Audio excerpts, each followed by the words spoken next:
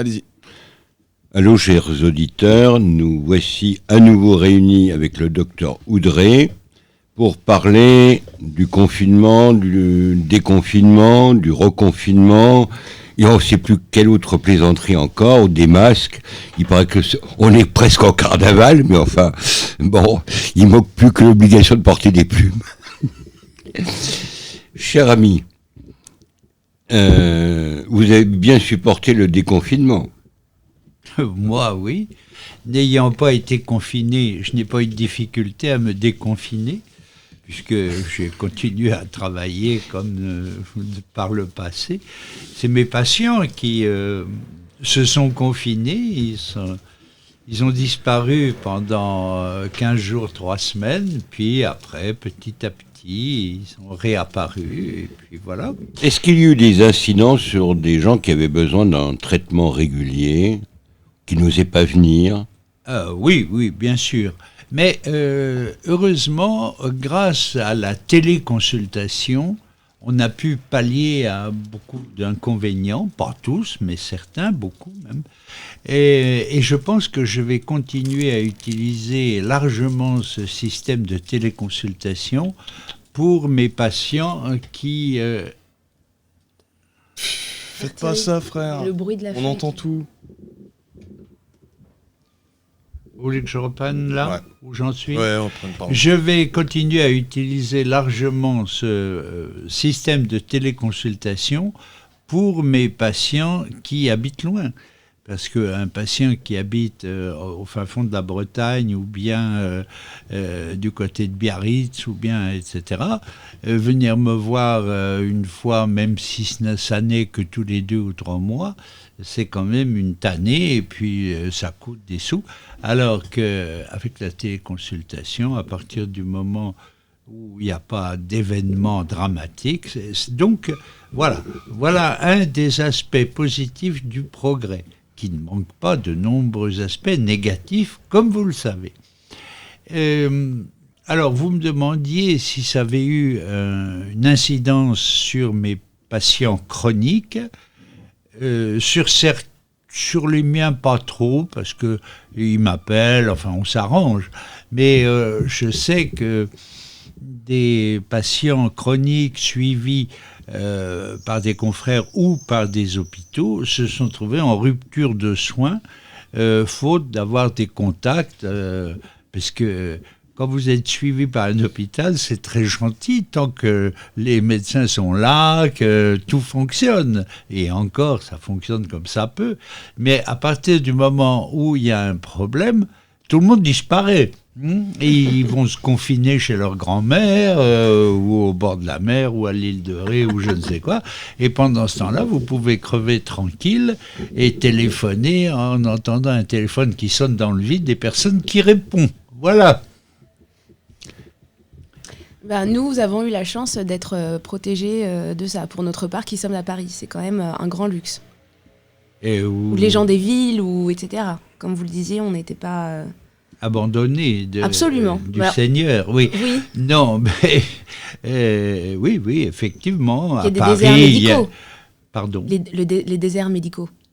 Alors là, ces gens-là ont dû c'est encore un particulièrement autre souffrir. problème, Oui. parce que dans les déserts médicaux, ils étaient encore plus désertiques que normalement. Alors c'était le Sahara, oui. Non, mais ça, c'est un problème extrêmement complexe. L'histoire des déserts médicaux, ça vient de loin. C'est-à-dire que s'il y a 30 ans, 40 ans, on avait modifié les études médicales et puis fait en sorte que les honoraires des médecins soient conséquents, normaux, parce que vous pensez bien qu'un médecin à qui on colle 25 €, 25 €, c'est un pourboire, c'est pas un salaire, c'est pas des honoraires. Donc, et sa femme qui le voit s'échiner. Bon, les bonnes femmes, elles en ont marre, elles veulent plus rester à la campagne, elles veulent aller à la ville, puis elles veulent travailler, puis etc. Enfin, on arrive dans un nouveau monde, où les valeurs, les trucs, enfin tout ce qu'on avait comme référence disparaît. Hein. Le médecin notable avec sa femme, sa grosse voiture, son chien, etc. Tout ça, c'est mort. Voilà. Bon alors, cher docteur, nous sommes ici pour parler en particulier du confinement et des temps en particulier que nous vivons pendant cette crise du coronavirus. Et alors, que pensez-vous des risques de reconfinement ? Alors, il faut d'abord, si vous vous référez à la précédente émission que j'ai eu le plaisir de faire avec vous, vous avez compris que j'étais pas un fanatique du confinement et que ça me paraissait assez stupide. En tout cas, pas vraiment justifié. Bon, à partir du moment où le gouvernement, l'État, a pris la décision de faire ce confinement, il y a 99% de chances pour qu'il y ait un reconfinement, puisqu'on est dans la même logique.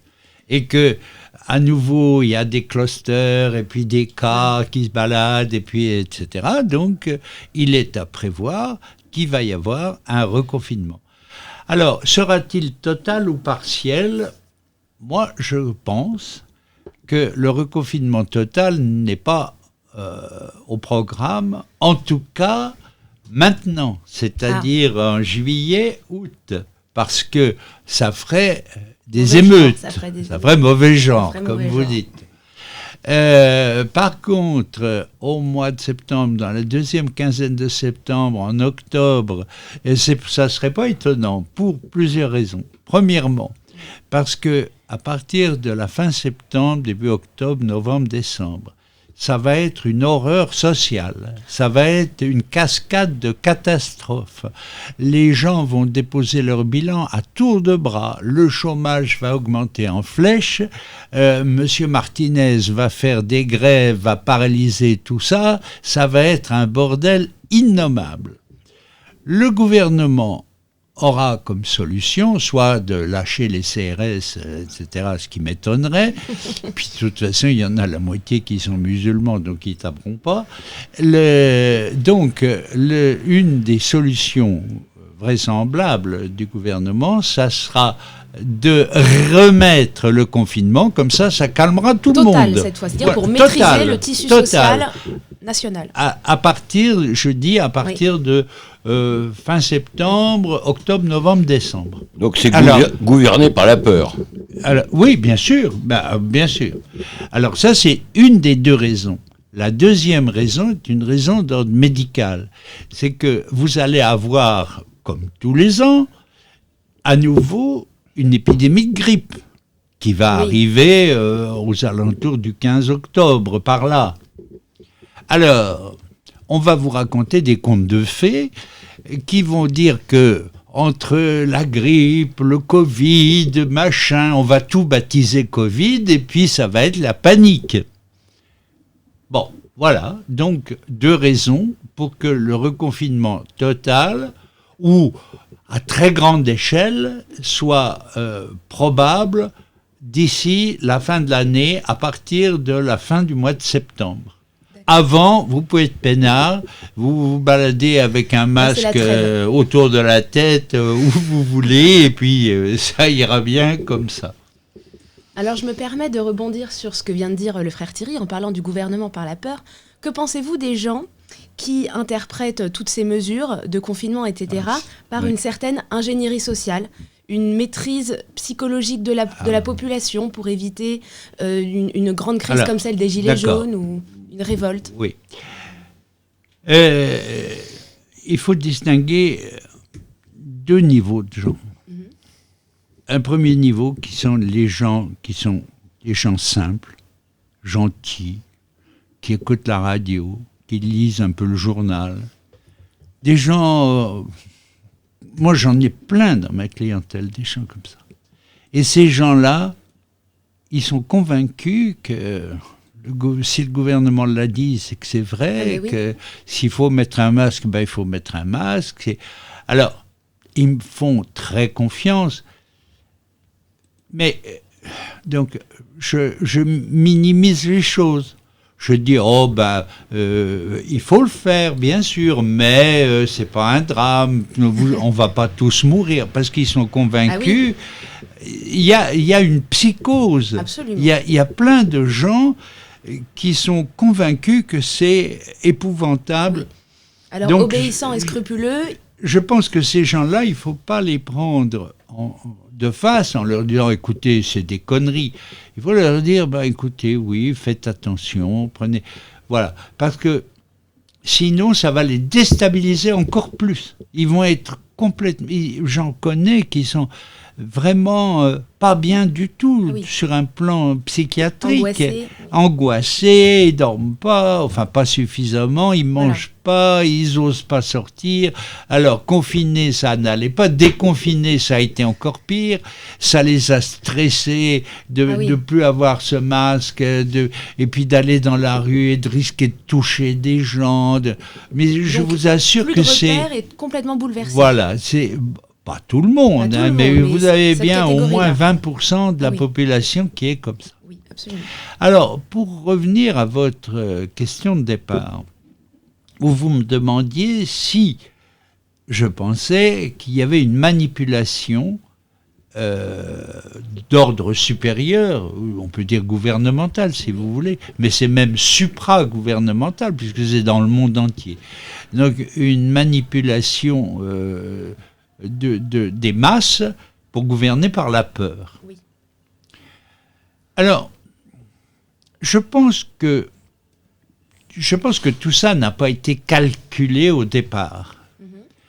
Au départ, c'est parti en vrille, plus ou moins, le covirus, le machin, avec les Chinois qui ont menti comme des arracheurs de dents, qui ont raconté n'importe quoi, que les chauves-souris ont baisé avec les pangolins, enfin bon, des histoires à dormir debout.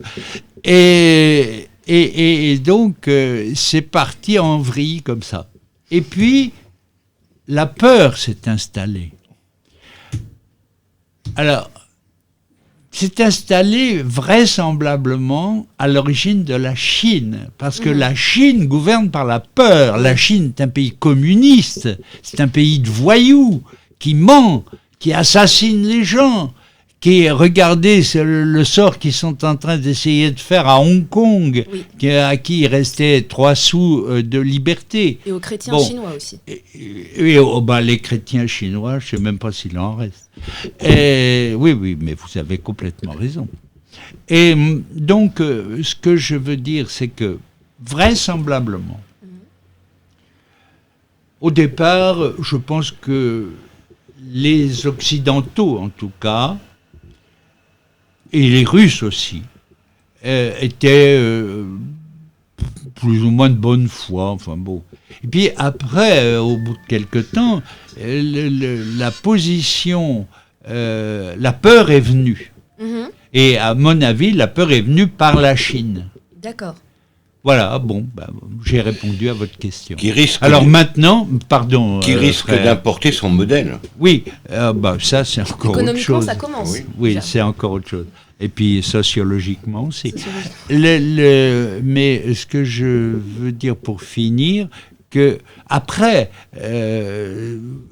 aujourd'hui, les gouvernements finalement se disent que c'est pas si mal de faire peur aux gens parce que ça permet de les manipuler, etc. Et on nous maintient médiatiquement dans un flou artistique. Oui, mais vous regardez BFM TV, vous devenez abruti. À Sainte-Anne, 2 jours plus tard. Oui, c'est ça. Tout à fait. Et on vous maintient dans un... Alors, si vous regardez ces news, c'est moins pire.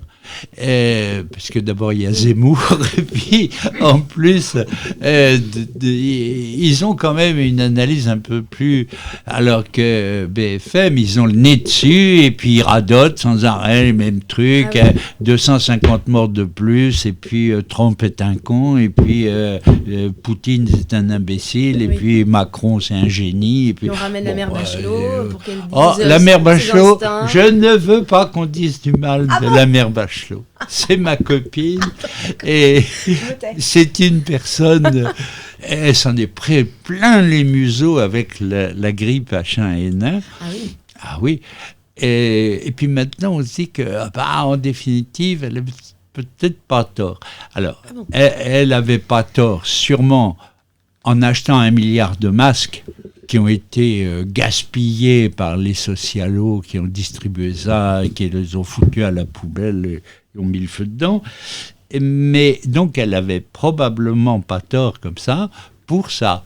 Par contre, là où elle a peut-être eu tort, c'est de faire acheter au moins 1 million de vaccins H1N1 qu'on a refilé après à je ne sais quel... Mais il fallait renflouer M. Mérieux. Oui, c'est possible.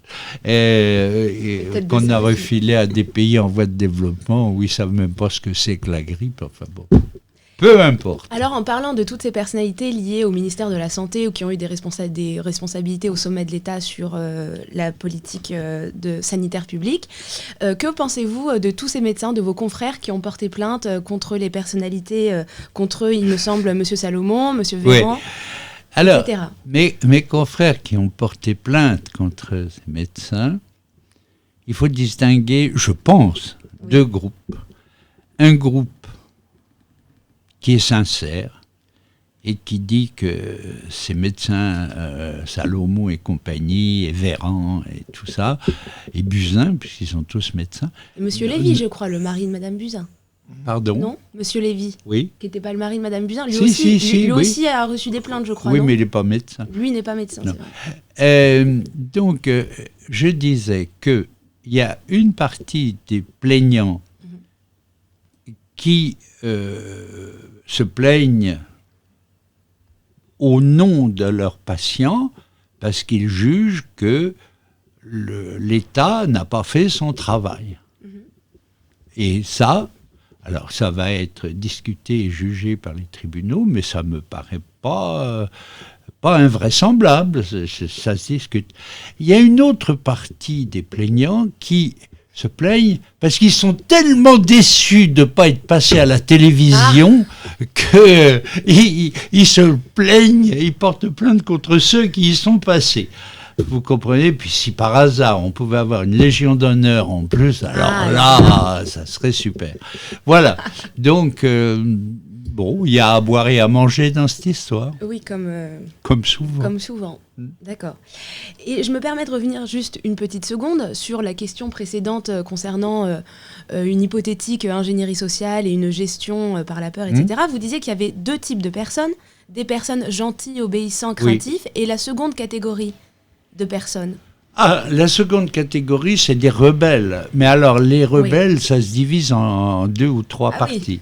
Vous avez des rebelles abrutis qui sont rebelles systématiques, parce que de toute façon, ils ne comprennent rien. Ils comprennent souvent même pas le français. Des espèces de punk à chiens. Pardon ? Des espèces de punk à chiens, toujours contre le système. Voilà, oui, enfin, c'est pas à ça que je pensais tout à fait. Je pensais à des gens qui sont des halogènes, disons. Ah oui. Voilà. Et qui sont rebelles parce que ils veulent être comme au bled, avec une gandoura et un machin sur la tête, et puis voilà. Et c'est eux, par exemple, qui ont fait la peau du chauffeur de bus qui voulait leur faire porter un masque, etc. Bon. Alors, donc, ça, c'est une première partie. Ensuite, il y a une partie de gens comme vous peut-être, comme le frère, comme d'autres gens, qui sont cérébralement développés et qui se disent, bon, finalement, c'est une connerie, ça sert à rien, donc, bon, cause toujours, et puis je fais ce que je veux. Bon, ça, c'est la seconde partie. Et puis, vous avez une troisième partie qui est des opposants systématiques, donc des anards à chiens, je crois que vous avez appelé ça comme ça, et qui de toute façon sont pour Notre-Dame-des-Landes, pour le Larzac, pour machin, enfin ils sont contre tout le temps. S'ils attrapent le coronavirus, on verra bien, c'est pas bien grave. Voilà. Leur disparition. Non, ne me faites pas dire ce que je n'ai pas dit.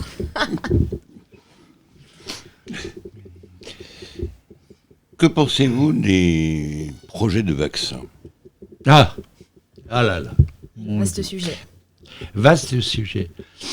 J'ai préparé pour une autre émission, pour une autre chaîne, un truc sur les vaccins, donc je sais à peu près de quoi je parle. Déjà, ce qui est intéressant, c'est de savoir quelle est la politique vaccinale en général, sans parler spécialement d'un vaccin anti-corona.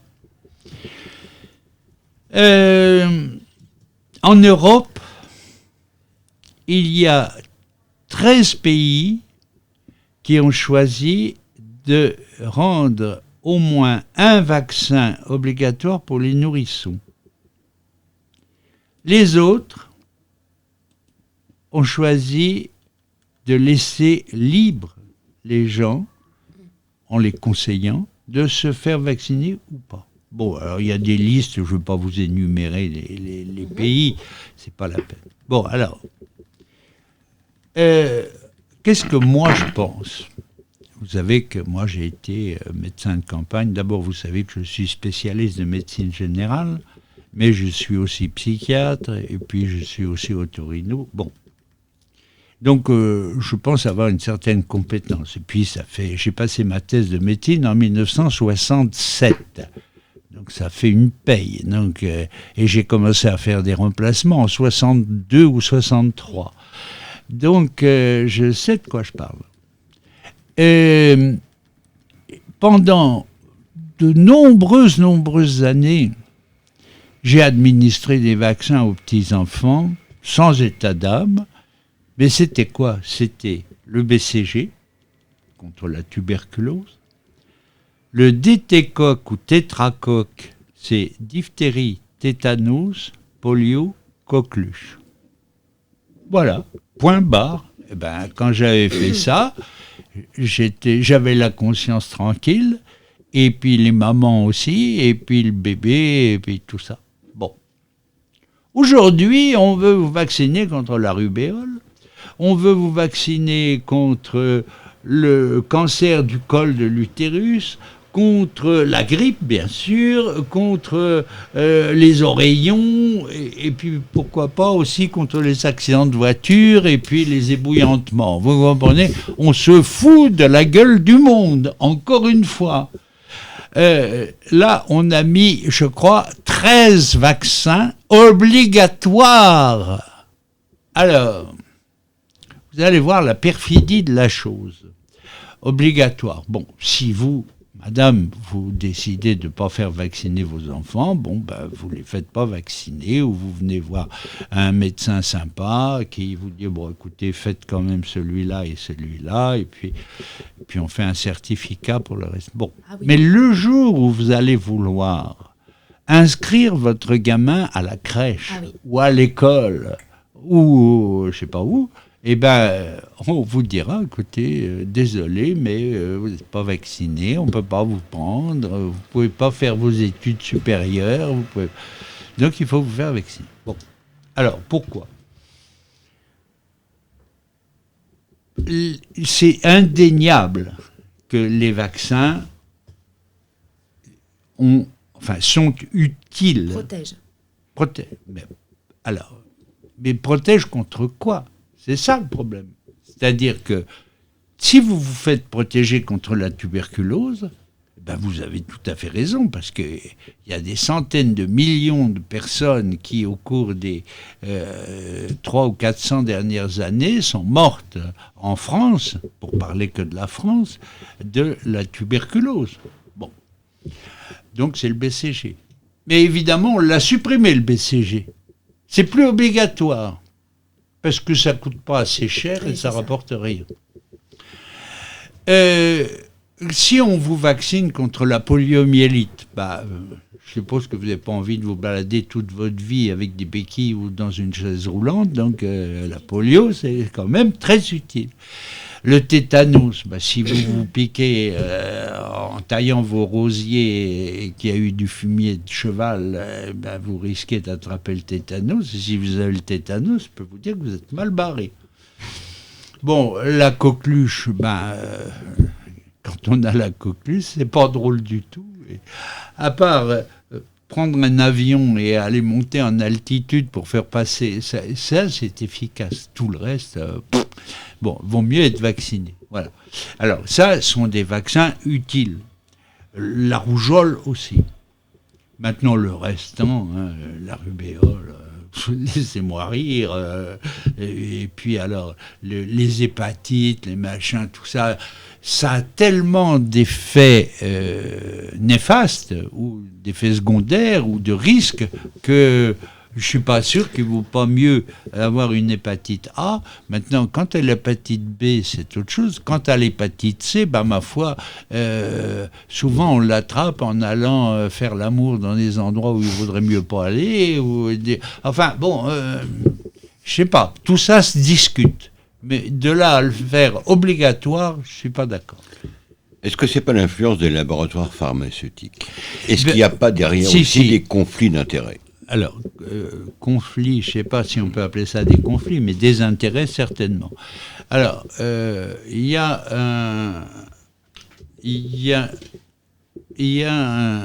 un groupe de laboratoires qui fabriquent.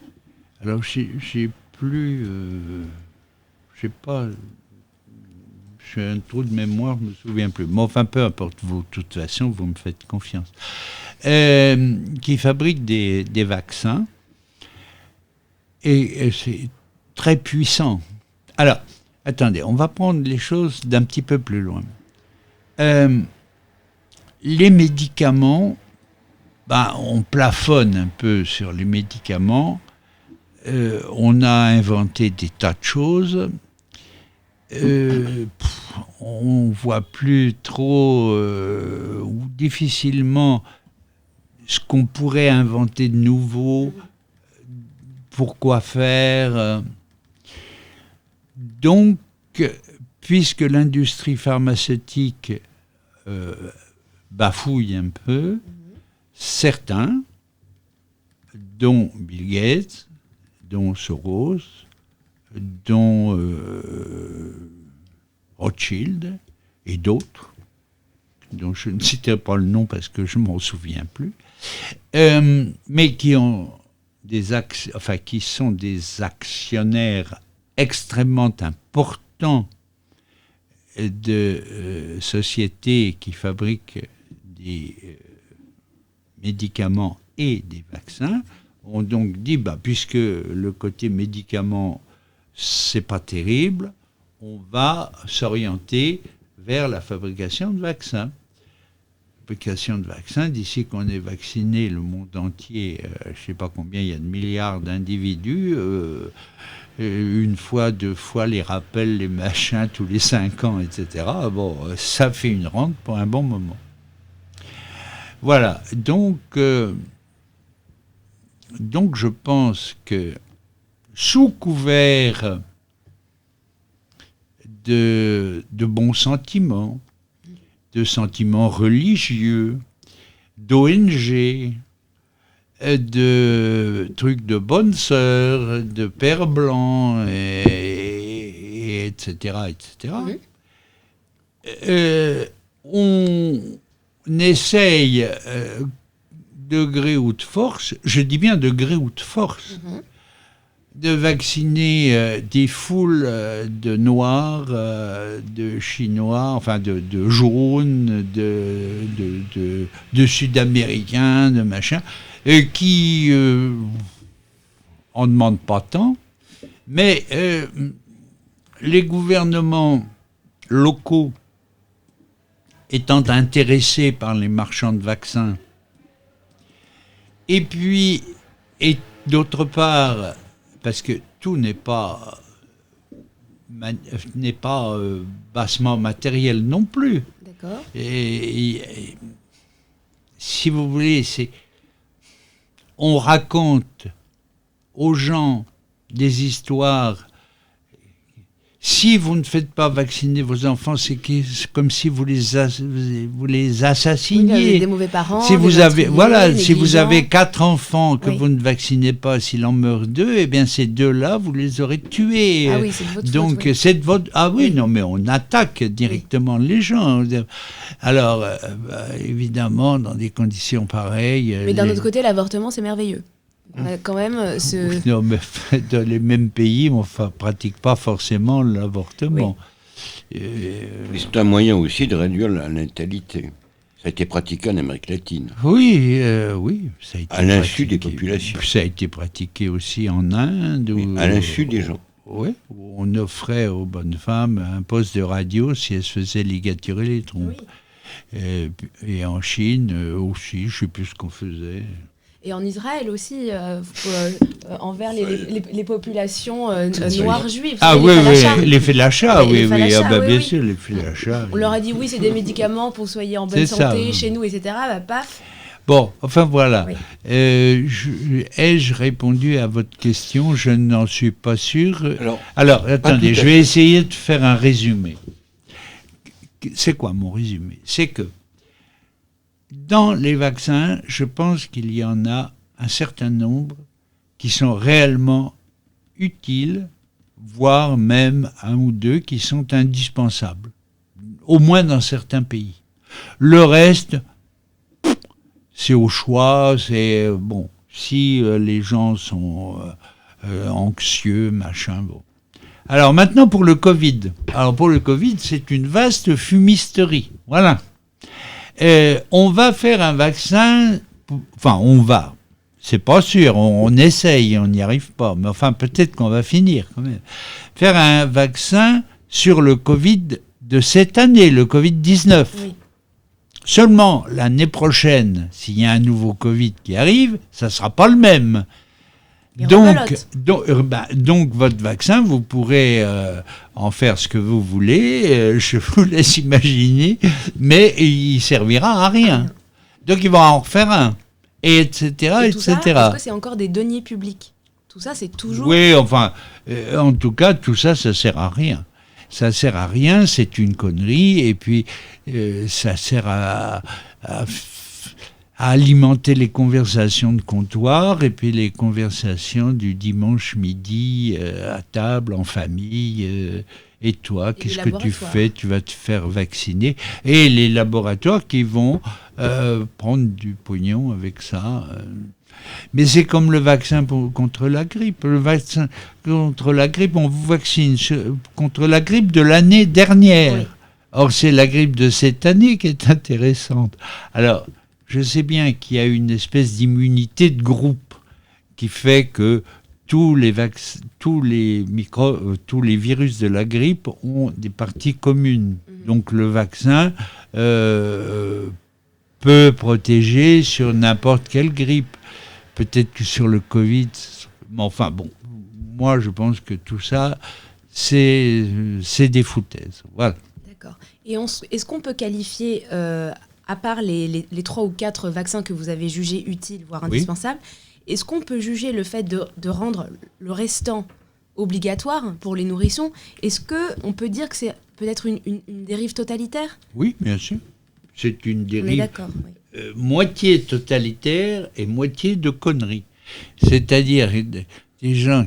Ah oui, mais la perte de chance, ah mais si on les vaccine pas, ces pauvres enfants, mais qu'est-ce qu'ils vont devenir? Donc ça, c'est des sentiments de la part chrétiens. de nos gouvernants, j'ai du mal à croire... Oui. J'ai du mal à croire à la connerie, oui. Oui. Ils utilisent la connerie un peu sentimentale, voilà, affective ça.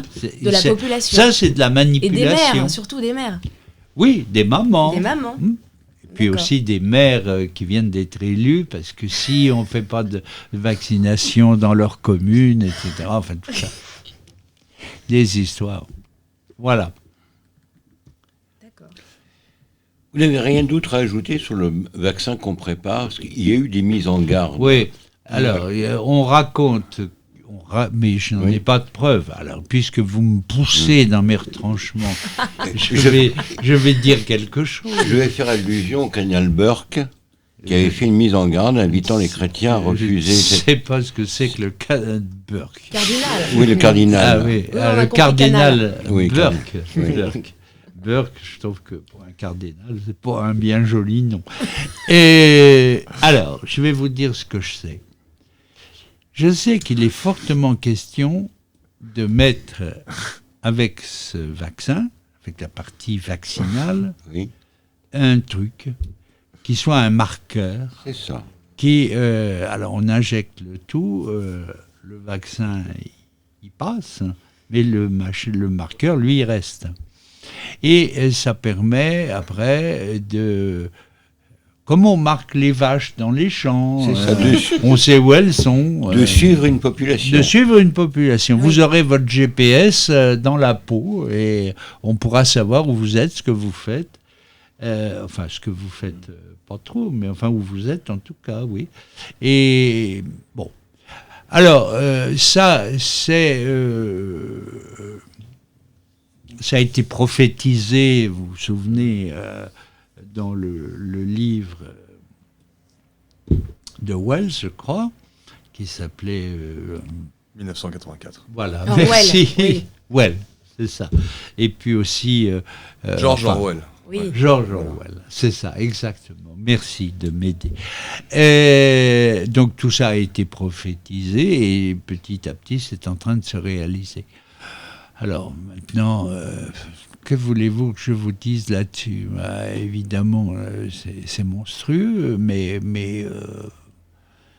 Vous êtes assez pessimiste ? oh, très. Très. Je pense que les carottes sont cuites sur tous les plans. Il va rester des clusters de résistance, des poignées de gens qui... bon, et puis, ma foi, quand on sera mort, le champ restera libre au progrès. Groupons-nous et demain, l'international sauvera le genre humain. Bon, tout ça, c'est... Mais... au cours des temps, il y a eu toujours des enchaînements de civilisations. Les gens ont toujours été aussi cons, À la du fin, temps des oui. Romains que maintenant. C'est un cycle, bon. Mais ça n'avait pas une importance terrible, puisque à chaque fois on recommençait. Alors que là, ça commence à se gâter sérieusement du fait de la technologie. Absolument. Parce que si on vous injecte un truc qui fait que vous allez être marqué, et puis pourquoi pas vos enfants, et puis... Il y a déjà après- des puces en Suède. Ils se mettent déjà des puces en En Suède Suède sous la peau. Oui, pour acheter, pour dans les entreprises. Ah, c'est super sympa. En Espagne aussi. En Espagne aussi. En Espagne Ouais. Oui. Donc Mon là, en fait, Dieu. on frise le transhumanisme quelque part. Oui, on arrive à un basculement anthropologique Ben oui, mais... qui est grave. Qui est grave. Et malheureusement, on voit peu de forces de résistance. On voit que le François s'est complètement compromis avec l'ordre mondial. Sa radio rappelle tous les jours les consignes de l'UNESCO de n'écouter que les radios officielles. Ah oui. Alors, donc nous sommes des horribles. On n'est pas encore excommuniés Oui. parce que je pense plus qu'ils croient à l'excommunication, mais ça revient au même. L'UNESCO, l'OMS, tout ça est infiltré, manipulé par des pouvoirs, Les forces occultes. des forces, oui, occultes, un petit peu occultes. Mais Ah, le aussi fondateur de qu'on connaît, il y a l'UNESCO, beau- le fondateur, le maître à penser, c'est Comenius, hein, Oui. qui était un évêque morave, grand initié devant l'Éternel, et voilà. Oui.